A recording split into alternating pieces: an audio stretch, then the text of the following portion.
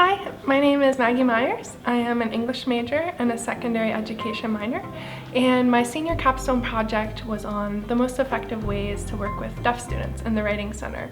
And my interest in that really stemmed from my experience working in the Writing Center as a peer tutor.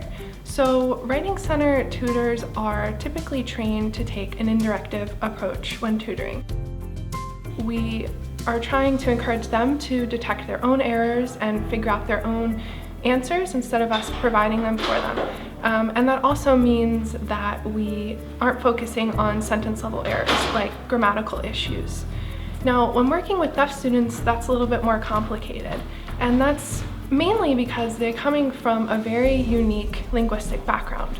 The students whom I work with are native ASL users, and ASL is a very different language from English. There's no written system, and the linguistics are very different. So when they're writing in English, they are pulling from this linguistic background that's completely different and trying to put it into English words, and sometimes it comes out confusing, disorganized, they jumble sentences.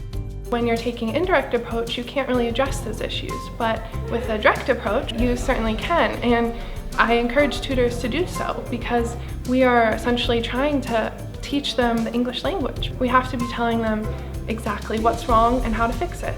I actually had the opportunity to present this exact subject at the International Writing Centers Association conference in Pittsburgh just a couple weeks ago, and I got some really good feedback for that. My plans after graduation are actually, I'm planning to stay a fifth year here to get my master's in secondary ed and get my teaching certification in English.